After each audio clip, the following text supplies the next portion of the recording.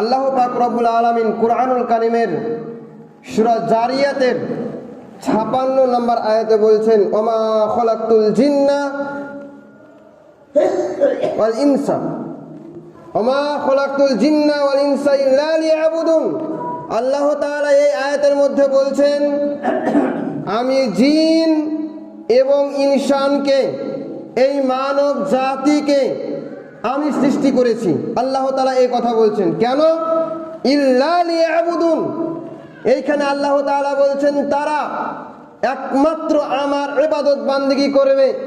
ইবাদত বলতে তারা পৃথিবীতে আমার হুকুমকে মেনে চলবে, আমি তাদেরকে যা বলেছি, যা নিষেধ করেছি সেইগুলি মেনে চলবে। এই জন্য আমি পৃথিবীতে এই মানব জাতিকে সৃষ্টি করে পাঠিয়েছি। ইল্লা লিয়াবুদুন, লিয়াবুদুন এই শব্দটির অর্থ হচ্ছে, ব্যাখ্যা বিশ্লেষণ হচ্ছে যে কুরআন এবং হাদিসের মধ্যে আল্লাহ তাআলা যা দিয়েছেন, যা বলেছেন, যা করতে বলেছেন, যা নিষেধ করেছেন, এইগুলিকে মেনে চলার নাম হচ্ছে ইল্লা লিয়াবুদুন, ইবাদত। আমরা হয়তো সকলে জানি ইবাদত বলতে আমরা যেগুলি বুঝি, সালাত আদায় করা, হজ করা, যাকাত দেওয়া, দান সদকা করা, দোয়া জিকির করা, এগুলি হচ্ছে ইবাদত। এগুলি ইবাদত, কিন্তু আসলে ইবাদত বাকি বলা হয় যখন একজন ব্যক্তি আল্লাহর হুকুমকে মেনে নেয়, এটিকে বলা হয় ইবাদত।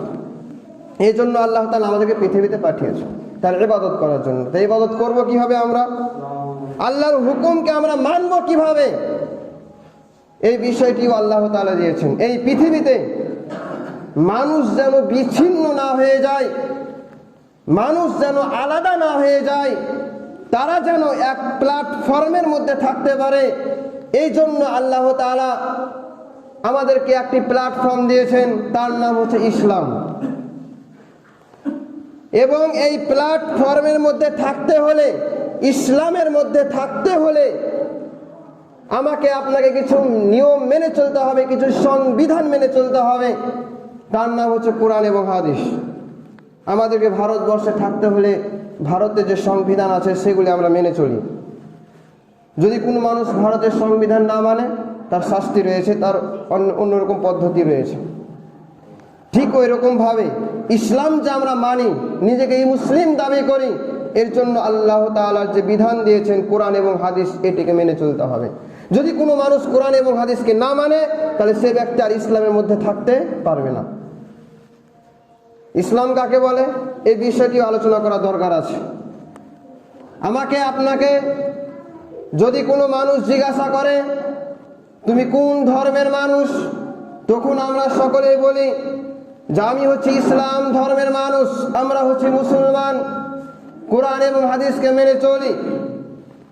তো এই ইসলাম ধর্ম কাকে বলা হয়? আল্লাহর কাছে নিজের ইচ্ছাকে আত্মসমর্পণ করার নাম হচ্ছে ইসলাম।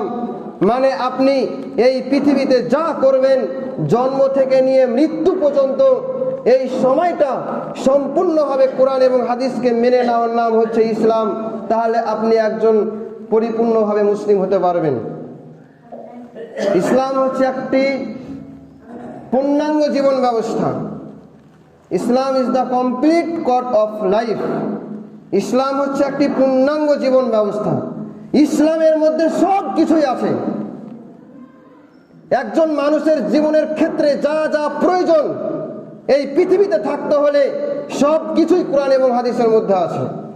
আমরা ভাবি মুসলমান যারা আছে পৃথিবীতে, আমরা ভাবি নামাজ, রোজা, হজ, যাকাত, সিয়াম এইগুলি হয়তো মনে হয় কোরআনের মধ্যে আছে, আর অন্য কিছু হয়তো কোরআনের মধ্যে নাই, এরকম আমরা চিন্তা ভাবনা করি। কিন্তু না, কোরআন হচ্ছে একটি কমপ্লিট জীবন ব্যবস্থা। কোরআনের মধ্যে সব কিছুই আছে। একজন মানুষ এই পৃথিবীতে কিভাবে বসবাস করবে, কিভাবে চাষ করবে, কিভাবে মানুষের সঙ্গে কথা বলবে, কিভাবে রাত্রে ঘুমাবে, কিভাবে খাওয়া দাওয়া করবে, কিভাবে রাস্তায় চলাফেরা করবে, এক কথায় সব কিছুই এই কোরআন এবং হাদিসের মধ্যে আছে। এইগুলি মেনে চলতে পারলে পরকালে জান্নাত আছে। সবকিছু কোরআন এবং হাদিসের মধ্যে আছে। এই জন্য আল্লাহ তাআলা বলছেন, আমি তোমাদের পৃথিবীতে সৃষ্টি করেছি, পাঠিয়েছি, তোমরা আমার ইবাদত বান্দেগী করবে। আমি কোরআন এবং হাদিসের মধ্যে যা বলেছি সম্পূর্ণ বিধানকে তোমাদেরকে মেনে নিতে হবে। এবার আসি কোরআন এবং হাদিসের মধ্যে প্রথম যে হুকুমটি, প্রথমে যে আদেশটি অবতীর্ণ হয়েছিল সেটি হচ্ছে শিক্ষা বিষয়ে। আল্লাহ তাআলা যখন হযরত মুহাম্মদ সাল্লাল্লাহু আলাইহি ওয়াসাল্লামের প্রতি কোরআন নাজিল করছেন, যেই কোরআন আমরা প্রতিদিন তেলাওয়াত করি, যেই কোরআন আমাদের ছেলেগুলো পড়াশোনা করে, আমরাও তেলাওয়াত করি নামাজের মধ্যে, কোরআনের মধ্যে যে সব সূরাগুলি আছে এই সূরাগুলি আমরা পড়ি, কিন্তু অধিকাংশ মুসলমান কোরআনের মধ্যে কি বলা হয়েছে, এই সূরাটির কি অর্থ হবে এগুলি জানে না, তাই মানুষ জানতে পারে না। তো এই কোরআন যখন মুহাম্মদ সাল্লাল্লাহু আলাইহি সাল্লামের উপর নাজিল করা হয়, প্রথমে যে বিষয়টি নাজিল হয়েছিল, কোরআনের মধ্যে 114টা সূরা রয়েছে, তার মধ্যে একটি সূরার নাম হচ্ছে সূরাতুল আলাক। এই সূরা আলাকের 1 থেকে 5 নম্বর আয়াত প্রথমে আল্লাহ তাআলা মুহাম্মদ সাল্লাল্লাহু আলাইহি সাল্লামের উপর নাজিল করেছিলেন। প্রথম যখন ইসলামের সংবিধান চালু হচ্ছে, প্রথম মুসলমানদের প্রথম যে নিয়মটা নাজিল হচ্ছে সেটি হচ্ছিল শিক্ষা বিষয়ে। আল্লাহ তাআলা কোরআনের মধ্যে বলছেন যে ইকরা বিসমি রাব্বিকাল্লাযী খলাক, পাঠ করো তোমার প্রতিপালকের নামে, আমি তোমাকে সৃষ্টি করেছি। প্রথমেই আল্লাহ তাআলা বলছেন তুমি পড়ো, শিক্ষা অর্জন করো। প্রথমে এই পৃথিবীতে আমাদেরকে সর্বপ্রথম শিক্ষা অর্জন করতে হবে, এটা হচ্ছে প্রথম কাজ প্রতিটি মানুষের। একজন ব্যক্তি যখন মুসলিম হবে, নিজেকে মুসলিম দাবি করবে, আল্লাহকে বিশ্বাস করে নিবে, তখন সেই ব্যক্তির কাজ হবে শিক্ষা অর্জন করা। এটি হচ্ছে প্রথম কাজ, শিক্ষা অর্জন। কেন এই আয়াতটি, এই শিক্ষা বিষয়ের কথা আল্লাহ তাআলা কেন বললেন? প্রথমে তো নামাজের কথা বলতে পারতেন, হজের কথা বলতে পারতেন, দান সাদকা আরো অনেক বিষয়গুলি রয়েছে সেগুলি কথা বলতে পারতেন, কিন্তু সেইগুলি না বলে আল্লাহ তাআলা প্রথমে বলছেন তোমরা শিক্ষা অর্জন করো। আজকে আমরা এখানে সকলেই নামাজ পড়তে এসেছি, কেউ জুমার সালাত আদায় করি, কেউ 5 ওয়াক্ত নামাজ পড়ি আমরা। তো আমরা যে নামাজ পড়তে এসেছি, নামাজ কিভাবে পড়তে হবে, কখন কোন দোয়াটা পড়তে হবে, কিভাবে রুকু করতে হবে, কিভাবে সিজদা দিতে হবে, কিভাবে উযু করতে হবে, কিভাবে আজান দিতে হবে, কিভাবে নামাজ পড়াতে হবে, কখন কোন নামাজ কখন কোন টাইমে পড়তে হবে, কত রাকাত পড়তে হবে, এগুলি তো আমাকে প্রথমে শিক্ষা অর্জন করতে হবে। যদি একজন মানুষ এগুলি না জানে, মসজিদে এসে ঢুকে যায়, সে কি করে নামাজ পড়বে? তার জন্য আল্লাহ তাআলা প্রথমে বলছেন তোমরা শিক্ষা অর্জন করো। দ্বিতীয় নম্বর বিষয়, কোরআন এবং হাদিসের মধ্যে কি আছে, কি বলা হয়েছে, আল্লাহ তাআলা কি বলছেন, রাসূল সাল্লাল্লাহু আলাইহি ওয়াসাল্লাম হাদিসের মধ্যে কি বলেছেন, এইগুলি যদি আমরা না জানি তাহলে আমার আপনার সম্পূর্ণভাবে ঈমান মজবুত হবে না। একটা প্রশ্ন আমি আপনাদেরকে করছি, ধরেন যে আপনাকে কোনো একজন অমুসলমান, ওই ব্যক্তি মুসলমান নয়, সে অন্য ধর্ম পালন করে, আপনাকে জিজ্ঞাসা করছে আচ্ছা বলুন তো আপনি মুসলমান কেন, আপনি ইসলাম ধর্ম কেন মেনে চলেন, তুমি আল্লাহকে কেন বিশ্বাস করো, আল্লাহকে দেখতে পাওয়া যায় না, এই যে বিষয়গুলি, কোরআন এবং হাদিসকে কেন মানো, এই প্রশ্ন যখন আপনাকে কোনো অমুসলমান করবে আপনি কি উত্তর দিবেন বলেন তো? আপনাকে প্রশ্ন করছে আপনি মুসলমান কেন, আপনি ইসলাম ধর্ম কেন মানেন, আরো তো অনেক ধর্ম রয়েছে পৃথিবীতে, সেগুলো মানতে পারেন, কিন্তু ইসলামকে কেন মানছেন আপনি? কি উত্তর দিবেন? আমরা উত্তর দিব যে আমরা কোরআন এবং হাদিসকে মেনে চলি, আমাদের পিতা মাতা দাদু যারা চলে গিয়েছে তারা ইসলামকে মেনে এসেছে, তাই আমি মুসলমান ঘরে জন্মগ্রহণ করেছি, তাই মুসলমান হয়েছি, এইরকম উত্তর দিব আমরা। আমরা মানে দেখা দেখে মুসলমান, আমার পিতা ছিল মুসলমান তাই আমি মুসলমান, আমার পিতা নামাজ পড়তে মসজিদে যায় তাই আমার পিতার সঙ্গে আমিও নামাজ পড়তে যাচ্ছি, এরকম ধরনের আমরা উত্তর দিব। কিন্তু আসলে এরকম উত্তর আপনার কোনো জায়গায় হবে না। তাহলে এই ইসলাম কাকে বলে, কোরআন হাদিস কাকে বলে, এই কোরআন হাদিস না পড়লে আপনি উত্তর দিতে পারবেন? এই জন্য প্রথমে আল্লাহ তাআলা বলছেন তোমরা শিক্ষা অর্জন করো আগে। একজন ব্যক্তি না বুঝে যে কোনো জিনিস করলে পারে তার ঈমান হবে অন্যরকম, আর একজন মানুষ জেনে শুনে বুঝে কোরআন এবং হাদিস পড়ে যখন মানবে তার ঈমান হবে আর এক রকম। আপনি যখন কোরআন এবং হাদিস পড়তে পারবেন, বুঝতে পারবেন, মানে বুঝবেন, তখন তো আপনার ঈমানটা মজবুত অন্যরকম হবে। আর আপনি দেখা দেখি নামাজ পড়বেন, ওই যা করছে আমিও তাই করছি, এরকম ভাবে চললে পারে যে কোনো সময় মানুষ পথভ্রষ্ট হয়ে যেতে পারে। এই জন্য প্রথমে প্রতিটি মুসলমানকেই শিক্ষা অর্জন করতে হবে। এই কথা আল্লাহ তাআলা, আল্লাহ রাসূল সাল্লাল্লাহু আলাইহি ওয়াসাল্লাম বলেছেন, এবং আল্লাহ তাআলা বলছেন তোমরা শিক্ষা অর্জন করো। নামাজ যেমন ফরজ বিধান, আমরা এখানে নামাজ পড়তে এসেছি, নামাজ ফরজ বিধান, আমরা নামাজ পড়তে এসেছি। নামাজ না পড়লে সে ব্যক্তি মুসলিম থাকবে না, নামাজ না পড়লে তার কোনো ইবাদত আল্লাহর কাছে গ্রহণযোগ্য হবে না, নামাজ না পড়লে সে ব্যক্তি জান্নাত যেতে পারবে না। এগুলো আমরা সকলেই জানি। নামাজ যেমন ফরজ বিধান পড়তে এসেছি, ঠিক ওই রকম ভাবে শিক্ষা অর্জন করা ফরজ বিধান, কোরআন এবং হাদিসের শিক্ষা অর্জন করা ফরজ বিধান। নামাজ না পড়লে যেমন একজন ব্যক্তিকে আল্লাহর কাছে জবাবদিহি করতে হবে, ঠিক ওই রকম ভাবে কোনো ব্যক্তি যদি কোরআন এবং হাদিসের শিক্ষা অর্জন না করে, সেই ব্যক্তিকেও আল্লাহর কাছে জবাবদিহি করতে হবে। আল্লাহ তো বলেছেন তোমরা শিক্ষা অর্জন করো, আমরা কেন করবো না? দ্বিতীয় নম্বর কথা আসি এবার, যে শিক্ষা আমরা করব কোরআন হাদিসের, কিভাবে করব, কোন শিক্ষাটা কেমন ভাবে করব, এ বিষয়টি জানতে হবে। এবং পৃথিবীতে আমরা আছি, অনেক মানুষ আমরা এখানে আছি যে আমরা হয়তো কেউ কলেজ ইউনিভার্সিটিতে পড়াশোনা করেছি, কোনোদিন আমরা মাদ্রাসা যাইনি, বা এরকম আছে যে আমাদের ছেলে মেয়েগুলোকে আমরা স্কুলের বা যে কোনো মিশনে আমরা ভর্তি করেছি বা পড়াশোনা করাই, মাদ্রাসাতে আমরা পড়াশোনা করাচ্ছি না, খুবই কম সংখ্যক লোক মাদ্রাসায় পড়ায়। এবং কিছু মানুষের এরকম চিন্তা ভাবনা আছে যে মাদ্রাসায় কোনো রকমভাবে নামাজ, রোজা, হজ, যাকাতের নিয়মগুলো জানলেই হবে, আর কোনো জিনিসের জানার প্রয়োজন নাই, তখন আপনার ছেলেকে অন্য জায়গায় ভর্তি বা শিক্ষা অর্জন করান। এই চিন্তা ভাবনা আমাদের মাঝে আছে।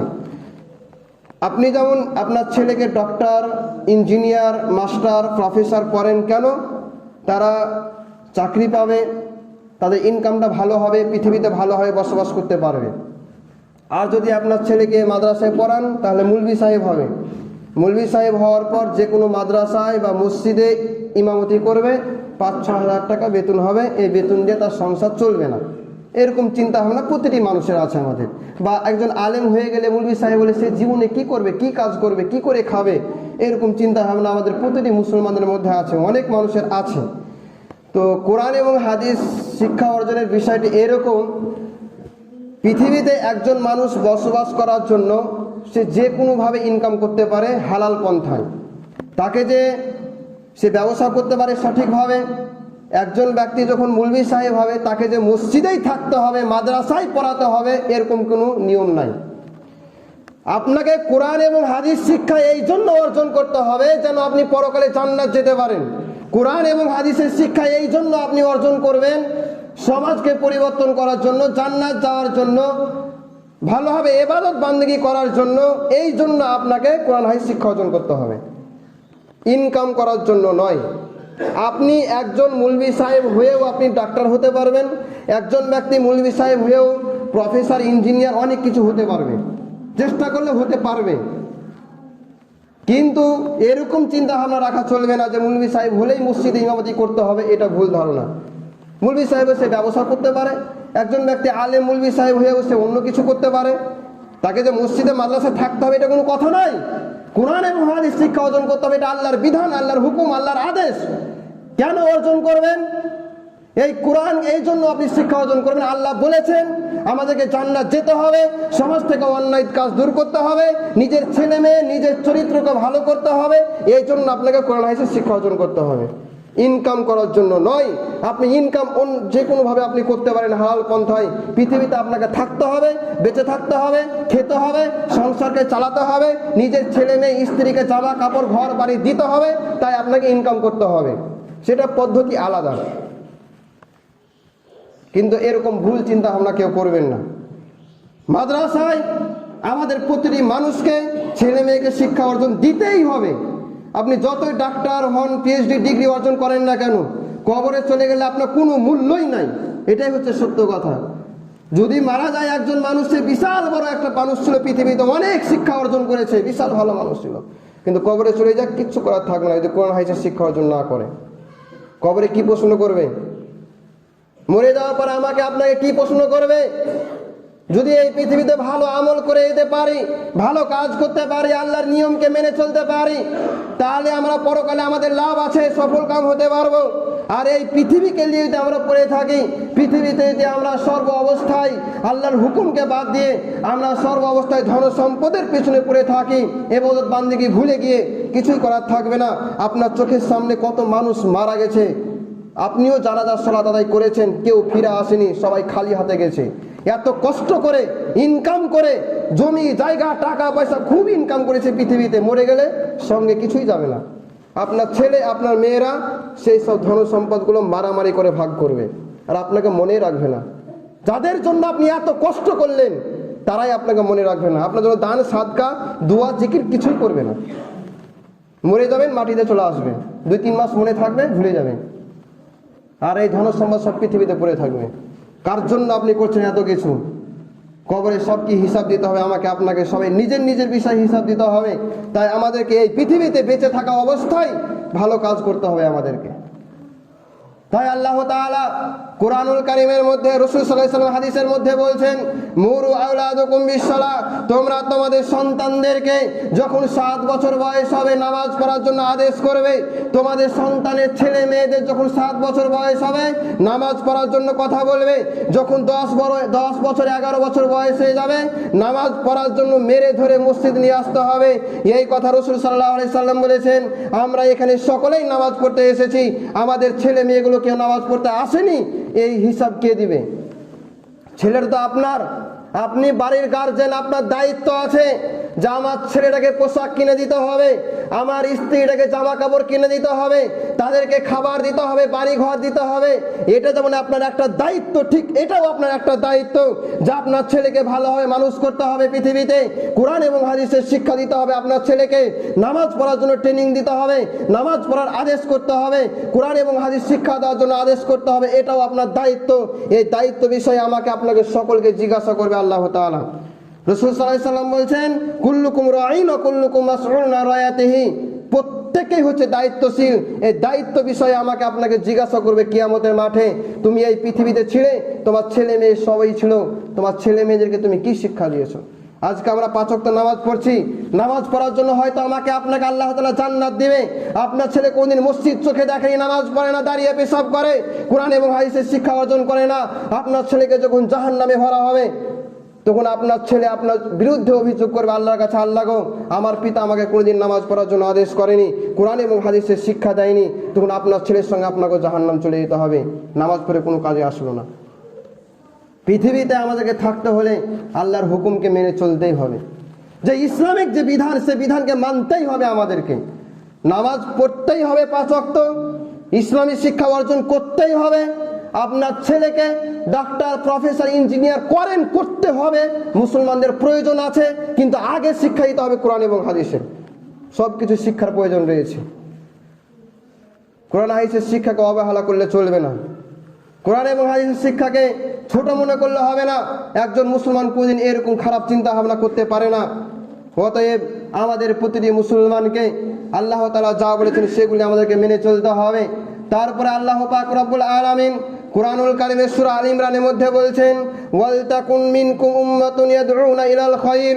আল্লাহ তাআলা বলছেন তোমাদের মধ্যে এমন কিছু উম্মত থাকবে, এমন কিছু মানুষ থাকবে, ইয়াদউনা ইলাল খায়র, তারা মানুষকে ভালো কাজের, ভালোর দিকে আহ্বান করবে, ওয়া ইয়ামুরুনা বিল মারুফ, সৎ কাজের আদেশ করবে, ওয়া ইয়ানহাউনা আনিল মুনকার, খারাপ কাজের বাধা প্রদান করবে। আল্লাহ তাআলা এই আয়াতের মধ্যে বলছেন তোমাদের প্রতিটি মানুষকে ভালো কাজের আদেশ করতে হবে, অন্যায় কাজের বাধা প্রদান করতে হবে। যেখানে কোনো অন্যায় কাজ হবে সেখানে গিয়ে বাধা দিতে হবে এবং মানুষকে ভালো কাজের আদেশ করতে হবে, ভালো কথা বলতে হবে, ভালো উপদেশ দিতে হবে। নিজের ছেলে মেয়েকে হতে পারে, নিজের পাড়া প্রতিবেশী, বন্ধু বান্ধব যেই হোক না কেন, সকলকেই ভালো কথা বলতে হবে, কোরআন এবং হাদিসের কথা বলতে হবে। এই কথা আল্লাহ তাআলা বলছেন, যারা এই কাজগুলি করবে আল্লাহ তাআলা বলছেন ওয়া উলাইকা হুমুল মুফলিহুন, ওই ব্যক্তিরা হবে সফল কাম। তারপরে আল্লাহ পাক রব্বুল আলামিন লোকমান হাকিম তার পুত্রকে বলছেন, একজন জ্ঞানী ভালো ব্যক্তি ছিলেন, তিনি তার পুত্রকে বলছেন, ইয়া বুনাইয়া আকিমুস সালাহ, ইয়া আমার পুত্র তোমাকে সালাত আদায় করতে হবে, ওয়ামরু বিল মারুফ সৎ কাজের আদেশ করতে হবে, ওয়ানহু আনিল মুনকার এবং খারাপ কাজের বাধা প্রদান করতে হবে। একজন পিতা তার ছেলেকে এই আদেশ দিচ্ছে যে তোমাকে সৎ কাজের আদেশ করতে হবে, অন্যায় কাজের বাধা প্রদান করতে হবে।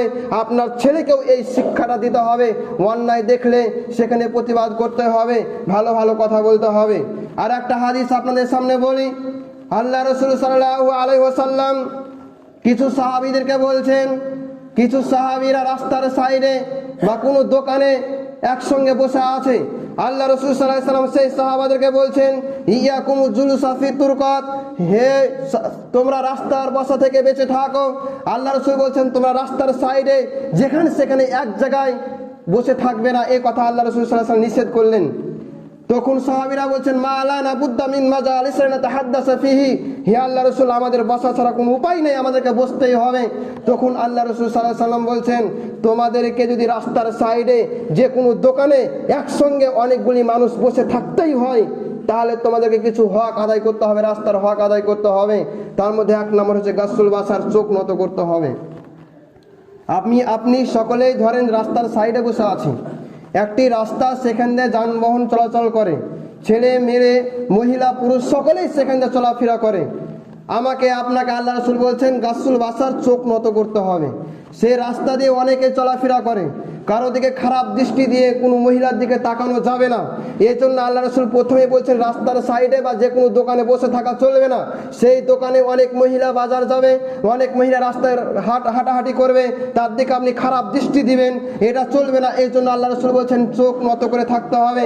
তারপর আল্লাহ রাসূল বলছেন গাসুল বাসার, কাফুল আজা, কাউকে কষ্ট দেওয়া চলবে না। রাস্তা দিয়ে অনেক মানুষ চলাচল করে, কেউ যেন আমার আপনার দ্বারাই কোনো মানুষ কষ্ট না পায়। রাস্তাকে ক্লিয়ার রাখতে হবে, ফাঁকা রাখতে হবে।